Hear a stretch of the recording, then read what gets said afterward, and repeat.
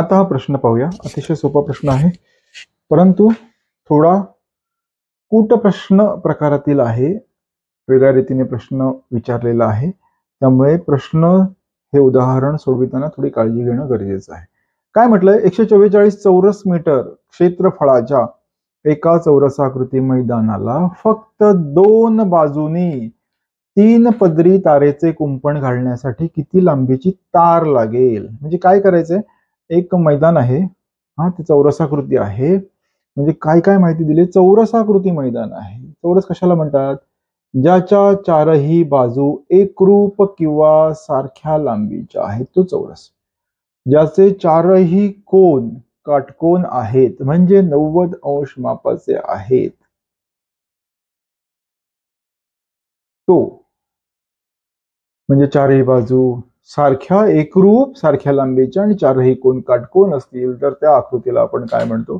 तर त्या आकृतीला आपण म्हणतो चौरस. अशा चौरसाकृती बागेचे क्षेत्रफळ किती आहे? 144 चौरस मीटर. 144 चौरस मीटर.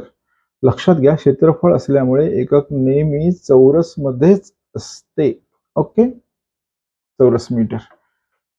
अशा बागेला मैदानाला फक्त 2 बाजूनी 3 पदरी तारेचं कुंपण घालायचं. 2 बाजूनी ही किंवा ही अशा कोणत्याही 2 समोरासमोरील असतील किंवा लगतच्या असतील, ह्या 2 बाजूंना तारेचं कुंपण घालायचं आहे. किती घालायचं? 3 पदरी. 3 पदरी म्हणजे काय? मैदानाच्या कोपऱ्याला खुंट्या पुरतात, खांब पुरतात, आणि या खांब पुरून झाल्यानंतर हे खांब आहेत पुरलेले, काय केलं जातं? तार. मैदानाचं संरक्षण व्हावं, अतिक्रमण होऊ नये म्हणून तार पुरली जाते, तार जोडली जाते. हा एक पदर, हा 2 पदर आणि हा 3 पदर. लक्षात आलं का? 3 पदरी कुंपण घातलंय. आता ह्या सगळ्या गोष्टी तुमच्या लक्षात आल्या. आता 144 चौरस मीटर हे काय? क्षेत्रफळ आहे. हे क्षेत्रफळ असेल तर त्या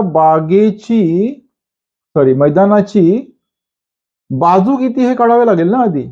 काय आहे? आकृती आहे, मैदान आहे, चौरस आकृती. त्याचं क्षेत्रफळ दिलं. चौरस क्षेत्रफळाचं सूत्र काय? ते आहे बाजू वर्ग. मग आपण लिहून घेऊ, क्षेत्रफळ बरोबर बाजूचा वर्ग किंवा बाजू वर्ग. बाजूचा वर्ग किंवा बाजू वर्ग. किती आहे क्षेत्रफळ? 144 बरोबर बाजूचा वर्ग. मांडणी करता येते, तर ती मांडणी अचूक सोडवता आली पाहिजे, तरच आपल्याला यश प्राप्त होईल, हो ना? आता बाजूचं वर्गमूळ आपण काढूया. बाजू काढण्यासाठी संख्येचं वर्गमूळ काढूया. रूट मध्ये लिहू. रूट मध्ये 144. आपल्याला माहिती आहे 144 कोणाचा वर्ग आहे? तर तो 12चा वर्ग आहे. म्हणजे किती येईल बाजू किती येईल? 12. काय येईल सांगा बाळांनो? 12 मीटर. आलं लक्षात? आता काय केलंय? अशा मैदानाला 2 बाजूला फक्त 2 बाजूनी 3 पदरी कुंपण करायचं आहे. म्हणजे एक तर या बाजूला किंवा या बाजूला, या बाजूला, या बाजूला, किंवा समोरासमोरच्या बाजूला, किंवा या समोरासमोरच्या बाजूला. म्हणजे 2च बाजूना करायचं. आपण समजू ह्या बाजूला आणि ह्या बाजूला कुंपण करायचे. आता किती तार लागेल? ती लागणारी तार आपण काढूया. लागणाऱ्या तारेची लांबी काढूया. किती लागेल? तर बाजू किती आहे? 12 बरोबर ना? किती बाजूना करायचं आहे? 2 बाजूना करायचं बरोबर कुंपण. आणि किती पदरी करायचंय? 3 करायचे. 3 2 6, 12 7 72, किंवा 12 2 24 गुणिले 3, उत्तर येईल 72. हे 72 काय आलं? 72 मीटर एवढी तार लागेल. मग या 72 मीटर मध्ये 3 पदरी 2 बाजूना पूर्णपणे कुंपण घालता येईल. 2च बाजूना. त्यामुळे लक्षात घ्या, अशा प्रकारचा प्रश्न आला, अशा प्रकारचं उदाहरण आलं परीक्षेमध्ये तर काळजीपूर्वक सोडवा.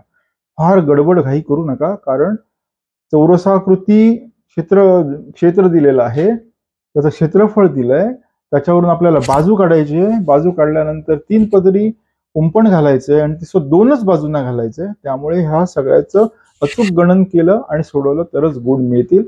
त्यामुळे अशा प्रकारची उदाहरणं सोडवण्याचा सराव ठेवा आणि सातत्याने प्रयत्न करत राहा, म्हणजे यश तुम्हाला प्राप्त होईल. व्हिडिओ आवडला असल्यास लाईक करा, शेअर करा, सबस्क्राईब करा. अधिकाधिक व्यक्तींना आपण हा व्हिडिओ शेअर करूया, ज्यामुळे ज्ञान दिल्याने ज्ञान वाढते. त्यामुळे त्याचा फायदा अनेक गरजू विद्यार्थ्यांना होऊ शकेल. धन्यवाद.